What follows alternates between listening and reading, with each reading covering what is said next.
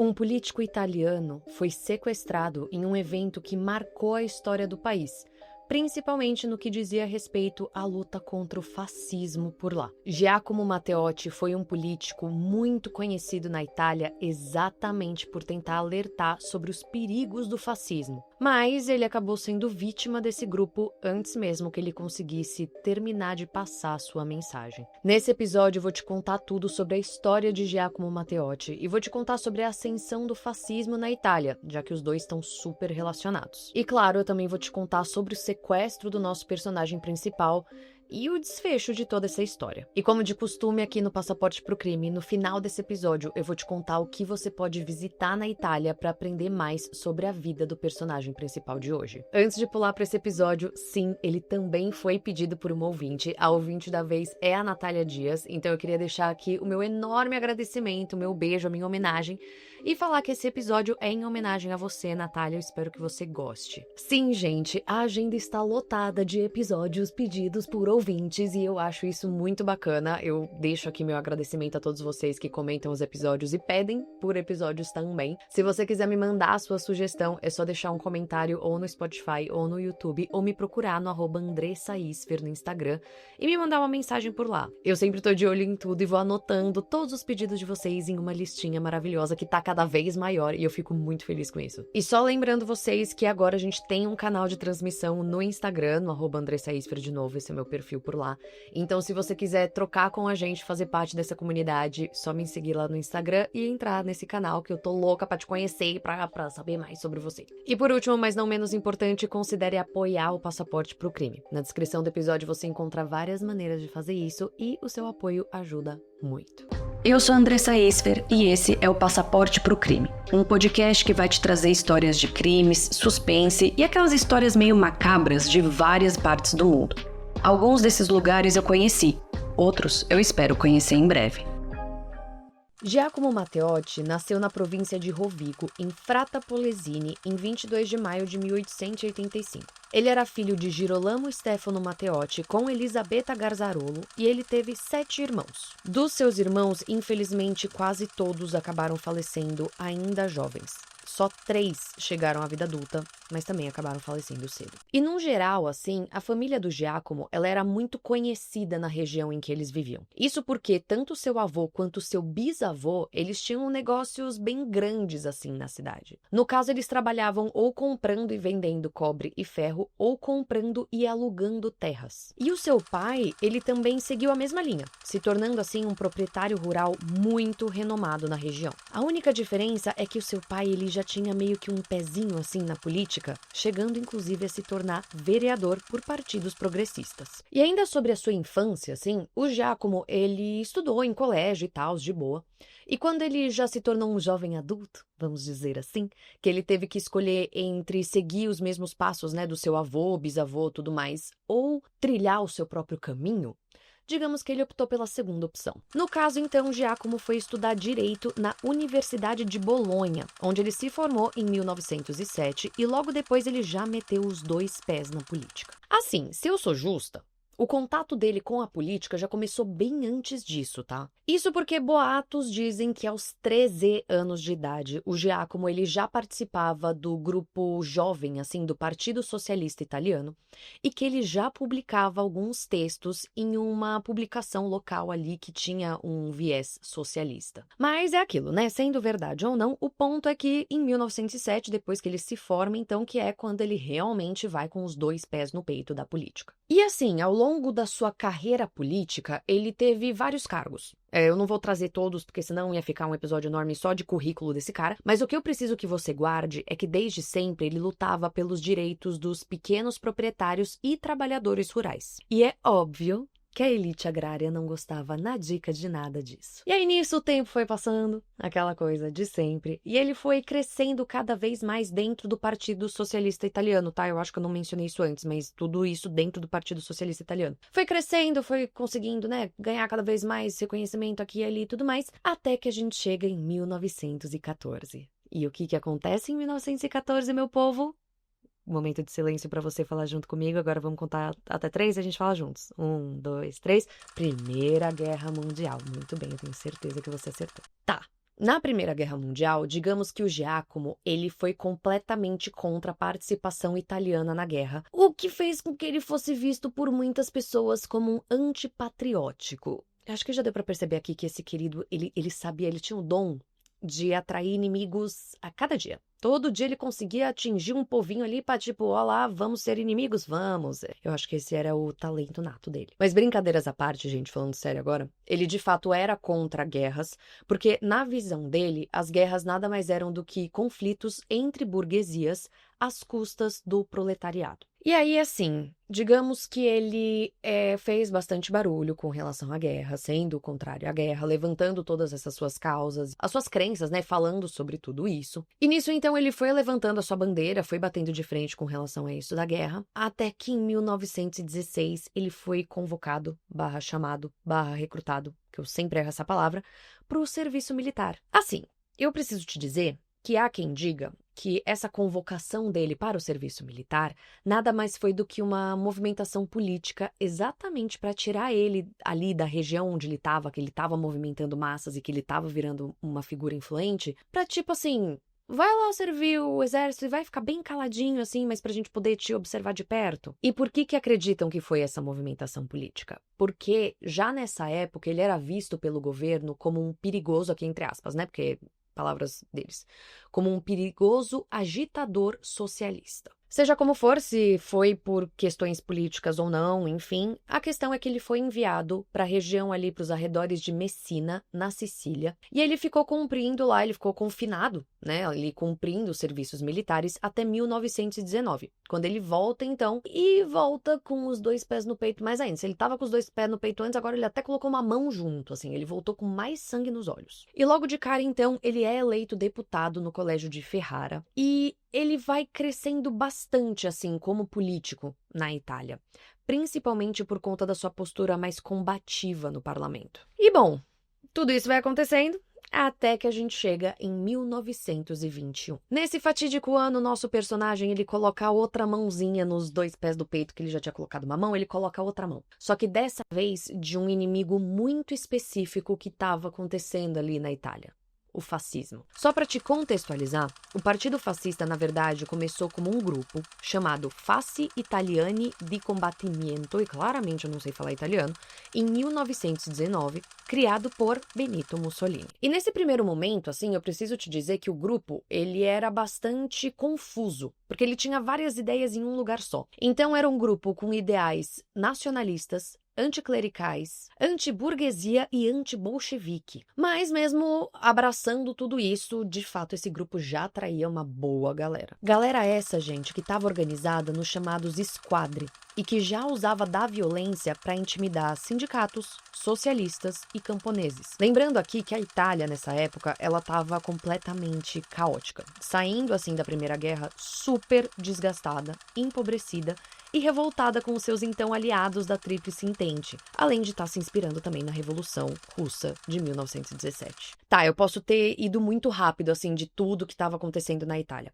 mas o que eu preciso que você entenda é que o país, ele estava bastante dividido e ele estava bastante caótico. Então, de um lado, você tinha a galera mais conservadora e principalmente mais nacionalista, e de outro lado, você tinha a galera mais voltada para grupos, né, socialistas e comunistas, inspirados principalmente no que tinha acontecido na Rússia, na Revolução Russa, mas que eu preciso te dizer aqui que esses grupos na Itália, eles brigavam já entre si. Então, entre 1919 e 1921, digamos que todo esse caos só deu espaço para os fascistas irem crescendo e conquistando o apoio de outros grupos, como as elites agrárias e a polícia. No caso, os fascistas, eles eram vistos por esses grupos, mas também, né, por uma parte ali da sociedade italiana, como os grandes guardiões da ordem contra o comunismo. Porque sim, a gente tinha uma parte ali da sociedade italiana que estava morrendo de medo do país adotar ali ideais comunistas, socialistas e tudo mais. Mas é só em 1921 que os fascistas de fato criam um partido político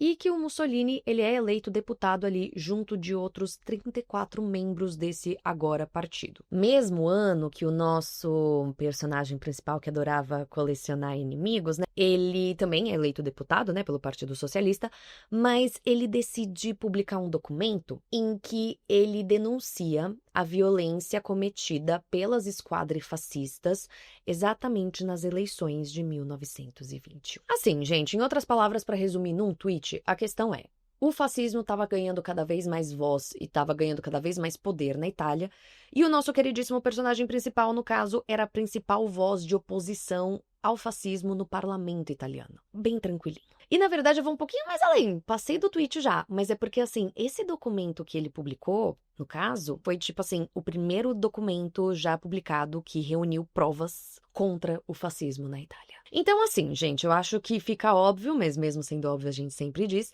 digamos que o Giacomo, ele conseguiu colocar um enormíssimo alvo nas costas dele. Num primeiro momento, tanto Mussolini quanto outros membros do Partido Fascista, eles foram pra cima do Giacomo, só que por meio de palavras. Então, eles xingavam o Giacomo de subversivo, de traidor, de mais algumas palavras ali que agora me fugiram na cabeça, mas, tipo, eles só xingavam o Giacomo. Mas aí, digamos que as coisas começaram a mudar ainda mais na Itália. Em 1922, por exemplo, o Mussolini, ele liderou a Marcha sobre Roma, que obrigou o rei da Itália da época a entregar o poder e transformar o Mussolini em primeiro-ministro. Depois, em 1923, as esquadre começaram a formar oficialmente parte do governo.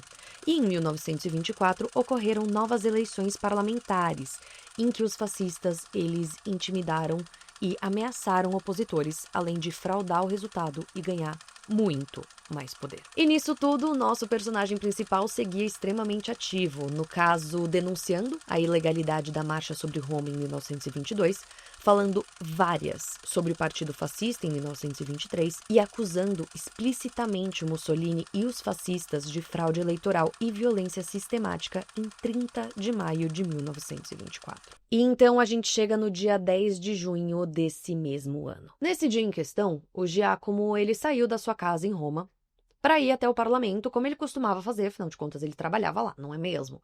E ele saiu ali por volta das 4 horas da tarde, 4h15. Reza a lenda que, para além de ir para o parlamento, assim, pronto para continuar batendo de frente com os fascistas, como ele costumava fazer, parece que ele também estava levando consigo uma pasta cheia de documentos que comprovavam esquemas de corrupção ali envolvendo altos membros do governo. Bom, ele saiu de casa então, e ele nunca mais foi visto. Sim, simples assim. Ele saiu e ele nunca mais foi visto. Na manhã seguinte do desaparecimento dele, a esposa dele estranhou. Falou, cara, tá muito estranho isso, ele não ter voltado pra casa, ele não ter avisado. Então ela entrou em contato com outros amigos, colegas dele ali, e os amigos colegas falaram, não vimos o Giacomo nem no parlamento, nem depois do parlamento, ou seja, né, tá realmente estranho mesmo. Mas foi só na noite do dia seguinte que a polícia realmente reconheceu o seu desaparecimento e começou a investigar o caso. Em paralelo a tudo isso, no dia 12 de junho, o desaparecimento do Giacomo já estava em todas as primeiras páginas de todos os jornais do país. Aqui eu preciso te dizer que logo de cara já começaram a rolar aqueles rumores, aqueles burburinhos, aquelas fofocaiadas na esquina, falando que os fascistas estavam por trás do desaparecimento dele. Mas é óbvio que ninguém tinha coragem de falar isso em voz alta. Mas tá, como eu comentei, né, enquanto tudo isso acontecia, o governo do Mussolini ali começou de fato uma investigação. Investigação essa que se depara com duas testemunhas, dois jovens que estavam ali na Avenida Lungotevere Arnaldo de Brescia e que viram quando o Giacomo ele foi atacado por um bando de homens que simplesmente jogou ele dentro de um carro preto. Assim, esses dois jovens eles não conseguiram dar a placa do carro ou mais detalhes sobre o carro. A única coisa que eles conseguiram dizer é que se tratava de um carro preto, que seria um Lancia Tricapa. A questão é que as autoridades, ainda falando com a galera ali na região e tal, se deparou com um casal que anotou sim a placa do carro. Por quê? Porque eles perceberam uma movimentação estranha. Quer dizer, esse carro preto zanzando ali na região, com um monte de homens dentro, e sabe, tipo, eles olharam e falaram, tem alguma coisa estranha por aqui, eles sentiram o cheiro do negócio de algo de errado não está certo, e eles sim anotaram a placa do carro. As autoridades então foram atrás, né, do dono desse carro em questão, e eles descobriram que se tratava de um homem chamado Filippo Filippelli. Filippelli era um jornalista e um advogado italiano que era ligado aos fascistas. E bom, as autoridades, né, fazendo o seu trabalho ali, foram atrás do Filippelli e prenderam o Filippelli. Só que digamos que os fascistas ficaram assim, um pouquinho bravinhos com essa situação. Então, os fascistas, eles começaram meio que a se organizar, assim, aqui eu tô tentando resumir muito, tá, gente? Mas pra, digamos que livrar o Filippelli da prisão. Então, começaram a armar ali um esquema pra mudar a galera da investigação, pra meio do tipo, livrar o Filippelli e tudo mais. Só que eles não contavam com um pequeno plot twist. No caso, o plot twist se chamava Mauro Del Giudice, um juiz que defendia a independência do poder judiciário e do poder executivo. Ele simplesmente bateu ali na mesa e assumiu a investigação oficial do caso. E então ele e um pequeno grupo assim de policiais começaram a investigar o caso pra valer, independente se tinha fascista metido ou não. E assim, óbvio que os fascistas eles ficaram que nem águias ali em cima, meio do tipo bisoiando tudo que eles estavam fazendo, mas a investigação correu independente disso. Pois bem, então aí agora a gente volta pra investigação, né? Quer dizer, eles tinham a placa do carro, eles tinham o dono do carro, e aí agora eles foram até o carro propriamente dito. Dentro do carro, eles encontraram várias marcas, várias manchas de sangue e fios que podiam ser usados para amarrar uma pessoa. E enquanto tudo isso estava acontecendo, claramente o Filippelli foi detido, né? E ele foi interrogado. E o Filippelli, ele falou do tipo, gente, esse carro, na verdade, né, ele é meu e tal, beleza, mas ele é usado, na verdade, pela SECA. O que é a SECA, você deve estar se perguntando.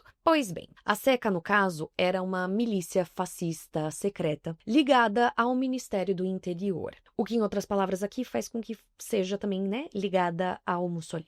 Bom, os investigadores, eles seguem, então, né, toda essa linha, tudo mais, vão seguindo as investigações, até que eles conseguem descobrir todos os nomes de todos os homens que estavam dentro do veículo. Eram eles Amerigo Dumini, Giuseppe Viola, Augusto Malacria, Albino Volpi, Filippo Panzeri e Amleto Poveromo. E a investigação ainda foi mais além, porque não só eles conseguiram descobrir, né, quem que estava dentro do carro, mas também a função de cada um no desaparecimento do Giacomo. Quer dizer, Amerigo era o líder da operação, enquanto Filippo era o motorista. Enquanto os outros homens, então o Giuseppe, o Amleto, o Albino e o Augusto, eles eram meio que os capangas ali. Eles eram os outros homens só dentro do carro. Mas assim, o papel do Filippo, né, do motorista, na verdade ele foi um pouquinho mais além. Isso porque os investigadores, eles acabaram descobrindo que o Filippo, ele tinha a função também de levar o corpo do Giacomo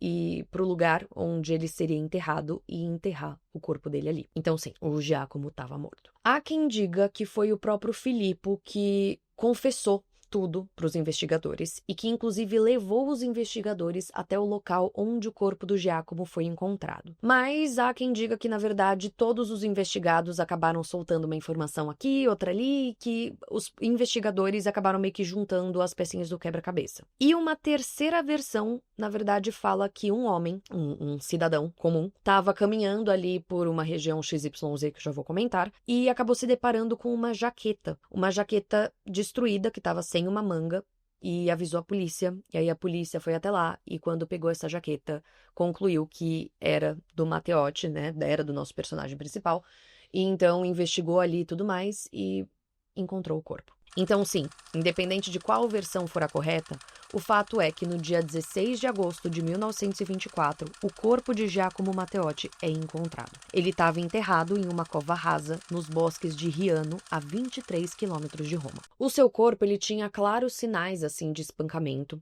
além de estar com as mãos amarradas, marcas de facada e um pano enfiado na sua boca. O que se acredita que aconteceu é que o Giacomo, no caso, ele foi sequestrado e ele acabou resistindo. Então, que ele acabou lutando contra os sequestradores dentro do carro. E nisso ele acabou sendo espancado, mas ele continuou lutando até que os sequestradores, então, né, esfaquearam ele numa forma de conter ele. Só que nisso ele acabou sangrando até a morte. Enfim, assim que a notícia da morte do Giacomo se espalhou pela Itália, digamos que o país todo ficou em completo choque. Afinal de contas, essa era uma forma escancarada, assim, de mostrar como que o fascismo estava lidando com os seus opositores. E a gente não está falando de qualquer opositor, a gente está falando da principal voz ali, que era contrária aos fascistas e que estava tentando alertar a população italiana dos perigos desse regime. Mas enfim, independente do que estava acontecendo e do choque da população, é óbvio que os italianos eles não podiam falar muito. Quer dizer, assim, até rolaram algumas homenagens ao Giacomo, algumas greves e tudo mais, mas tudo muito, assim, silencioso, vamos dizer assim, porque a gente tem que lembrar que os fascistas eles estavam acompanhando toda e qualquer manifestação de oposição muito de perto. Até o velório e o enterro do Giacomo teve que ser, assim, bem silencioso também. Então, um monte de gente apareceu para velar o corpo do político, tá? Mas como os olhares dos fascistas estavam tudo em cima do evento, foi algo tranquilo, vamos dizer assim, entre aspas aqui, ou seja, sem protestos, sem bandeiras ou sem discursos. Mas se dentro da Itália estava rolando meio que essa revolta silenciosa, digamos que ao redor do mundo foi bem diferente. Isso porque o caso do Giacomo, ele se espalhou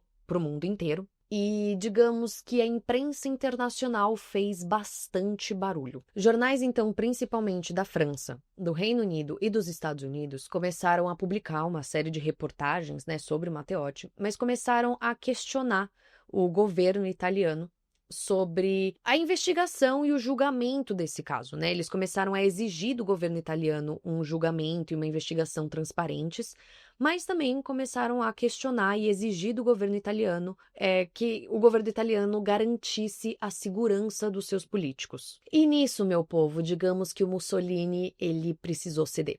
Ou fingiu ceder. Também pode ser visto assim. Quer dizer, assim, logo de cara o Mussolini, falou, nossa, gente, que absurdo tudo isso que aconteceu, sim, estamos investigando, fiquem tranquilos, estamos todos investigando os casos e tal, mas digamos que ele deu uma enroladinha. Assim, alguns suspeitos já estavam presos, tá? Eles tinham sido presos preventivamente enquanto rolavam as investigações e ia rolar o julgamento do caso, mas o caso ele só foi ser julgado mesmo em 1926, ou seja, 2 anos depois do caso do assassinato. E não só isso. O julgamento do caso foi acontecer na cidade de Chieti, ou Chieti, deve falar em italiano, enfim, mas que fica longe de Roma, ou seja, fica longe do furdúncio ali onde tudo aconteceu e longe dos olhares dos curiosos. Pois bem, o caso foi julgado como homicídio não premeditado e digamos que o Amerigo, que foi o líder, o cabeça da operação, o Filippo, que foi o motorista, e 2 dos capangas, eles pegaram 5 anos de prisão. Já os outros capangas, eles acabaram pegando 3 anos de prisão. Mas eu preciso te dizer que eu encontrei algumas informações controversas ao longo das minhas pesquisas, e uma delas disse que, na verdade, o Filippo, que era o motorista, ele fugiu e ele nunca sequer foi julgado. Então, enfim, trago aqui pra você que existe essas 2 versões da história. E ainda nessa linha, assim, abrindo muito jogo pra vocês, eu preciso dizer que eu encontrei algumas versões sobre os nomes das pessoas envolvidas na investigação, tá? Isso foi um ponto um pouquinho confuso pra mim, porque alguns lugares citavam alguns nomes, outros citavam outros nomes, assim, na verdade, a maioria dos nomes era a mesma, mas tinha um nome só que aparecia em alguns lugares ou não aparecia nos outros, enfim. O grande ponto, assim, de toda essa história, então, independente de nomes ou o que seja, e enfim, se fugiu da prisão, não fugiu da prisão, é que das pessoas que foram presas e julgadas com relação à morte do Matteotti, essas pessoas, elas foram presas, elas foram julgadas, elas foram condenadas. Mas nenhuma delas cumpriu a pena total. E ainda nessa linha, gente, eu preciso contar pra vocês que rolava na Itália um rumor, um boato, de que o Mussolini, ele sabia desse crime e talvez ele até tivesse por trás dele. Mas eu preciso te dizer que nada, absolutamente nada, caiu no colo do Mussolini, ele não foi acusado, julgado, enfim, de absolutamente nada, e nenhum outro membro do partido fascista, assim, do alto escalão, vamos dizer assim. Na verdade, foi muito pelo contrário. No dia 3 de janeiro de 1925, ou seja, pouco depois do crime em questão, o Mussolini fez o seu polêmico discurso na Câmara, falando que, abre aspas aqui, se o fascismo era uma associação de criminosos, ele, Mussolini, era o chefe dessa associação, e que ele assumia sozinho, então, toda a responsabilidade política, moral e histórica de tudo o que aconteceu. Fecha aspas. E digamos que esse discurso foi o que deu início oficial à ditadura fascista no país. Ditadura essa que durou até 1945, quando acabou a Segunda Guerra Mundial e o Mussolini foi executado. Se eu sou justa, na verdade, o fascismo ele foi derrubado em 1943, mas o Mussolini ele conseguiu fazer ali uns chubirabirom pra meio do tipo manter o fascismo vivo e se manter no poder e tal, então a gente vai falar que acabou mesmo em 1945. Inclusive, efeitos de curiosidade, foi só depois de 1945 que homenagens ao Matteotti começaram a ser autorizadas na Itália. Então, escolas, ruas, praças, enfim, começaram a ser nomeadas em homenagem ao Matteotti, além de outras, né, como que eu posso dizer? Outras homenagens físicas, por exemplo, estátua, esse tipo de coisa. E aqui eu já poderia fazer um gancho maravilhoso para as dicas de viagem, e eu vou fazer, segura 3 segundos, mas eu só quero terminar uma informação e dizer para vocês que em 1947, o caso do Matteotti, ele foi meio que reaberto, entre aspas, não é que ele foi reaberto, mas digamos que os assassinos, eles foram julgados de novo em 1947, e alguns deles chegaram a pegar prisão perpétua, mas, de novo, não cumpriram a pena total. Enfim, era um gancho bem legal para as dicas de viagem, porque eu podia só migrar para as dicas de viagem sem você nem perceber. Mas aí eu precisava dar mais uma informação e aqui eu tenho um negócio que eu preciso seguir a linha cronológica, então eu não ia conseguir falar de 1947 depois 1945. Mas enfim, vamos falar de dica de viagem. E por que eu falei que o meu gancho, ele era bom? Porque, assim, das dicas que eu vou trazer algumas homenagens. Eu vou começar dizendo que, assim, o primeiro lugar que eu queria trazer como uma dica, eu, na verdade, voltei atrás, porque eu tava vendo que o lugar é meio perigoso. Então, eu só vou comentar que ele existe, porque, enfim, caso você vá procurar por conta própria, é um dos lugares que mais aparece com relação ao Giacomo.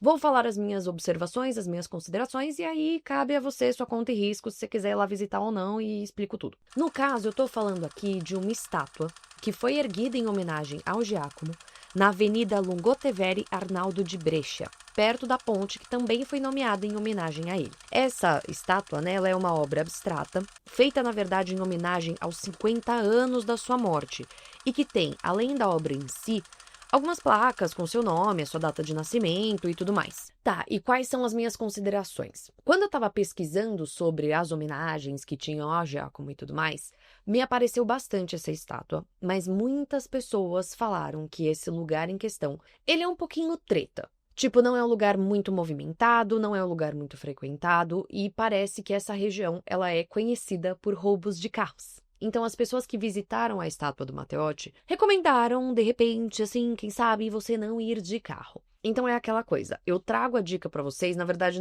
nesse caso, acho que nem é tanto uma dica. Eu trago a existência desse lugar pra vocês como uma forma de exemplificar essa coisa que eu comentei das homenagens com relação ao Giacomo, que agora em Roma você encontra, né, várias homenagens diferentes e tudo mais. E essa foi uma que me apareceu bastante assim que eu comecei a produzir esse episódio. Então eu acho que é interessante eu trazer, até porque se você estiver pesquisando sobre Roma e sobre Giacomo, pode ser que apareça pra você também. Mas aí fica aqui a minha consideração, aquela coisa que eu sempre falo. Qualquer coisa, faz um free walking tour, conversa com o guia, mas conversa com alguém do hotel, mostra onde você quer ir, fala que você gostaria de ver essa estátua, se for o caso, né?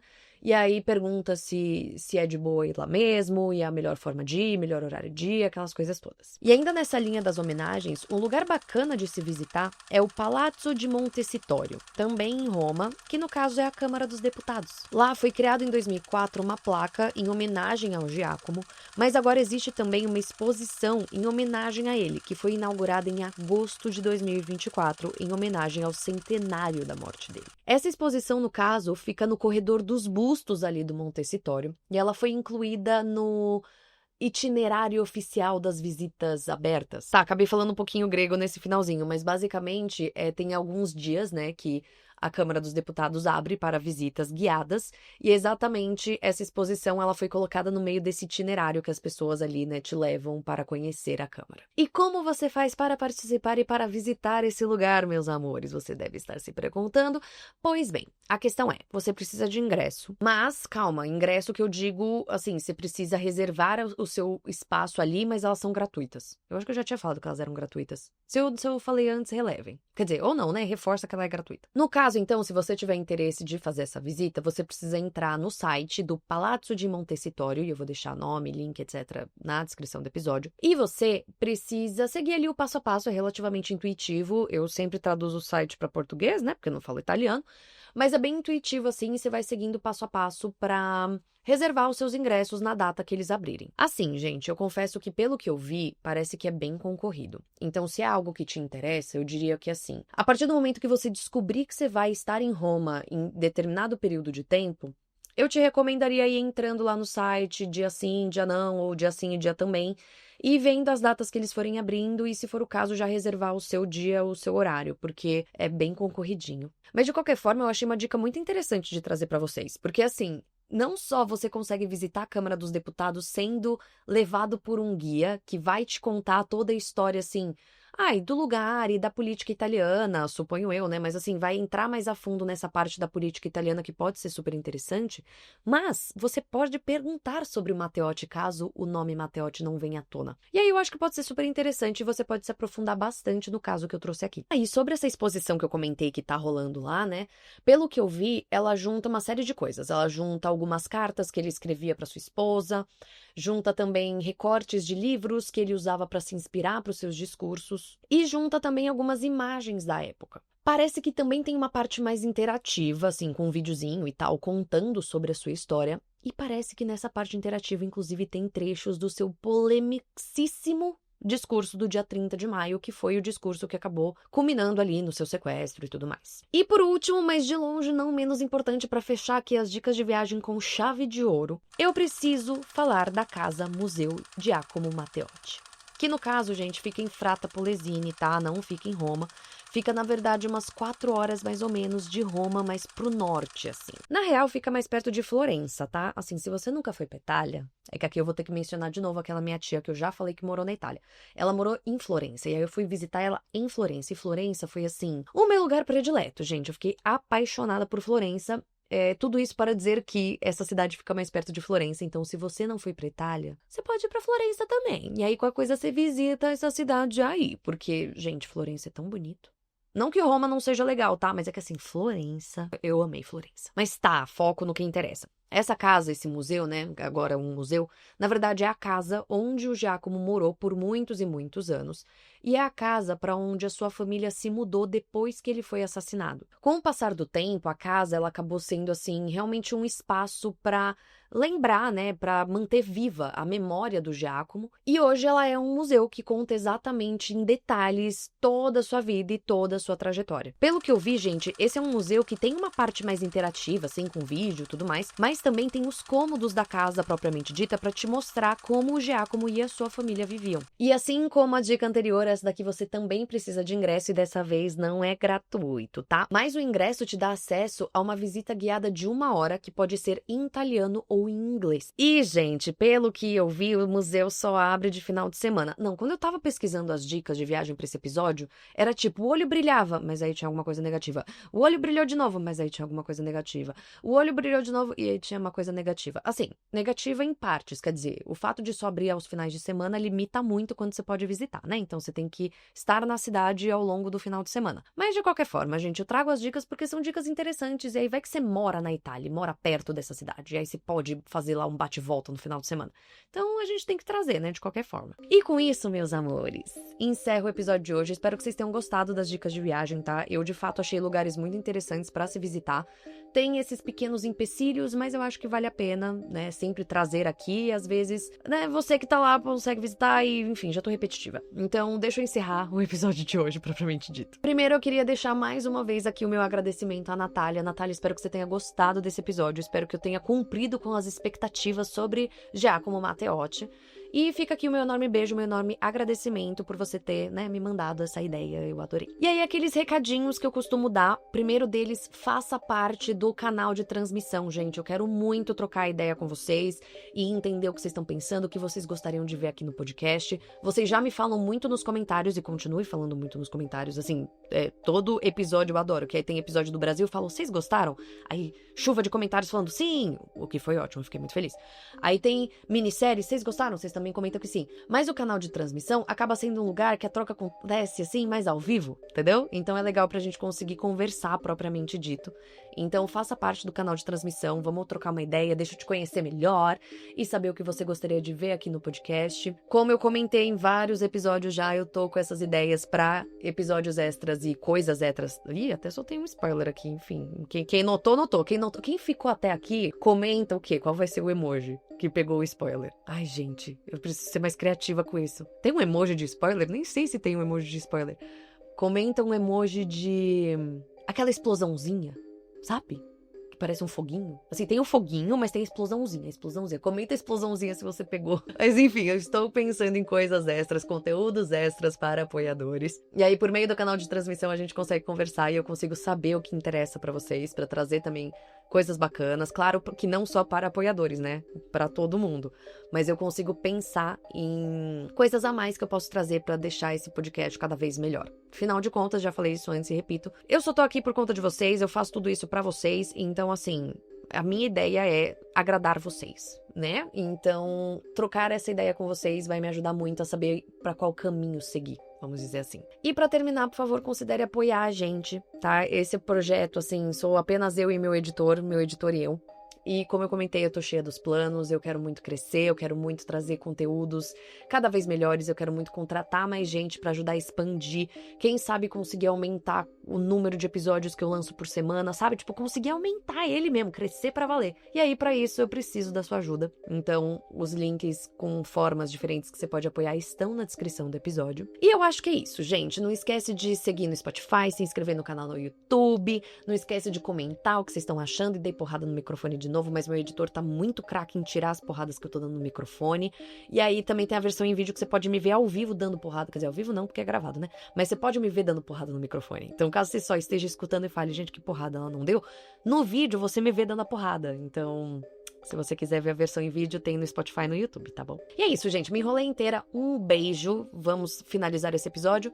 Até semana que vem, onde eu vou te levar aí pra algum outro lugar do mundo.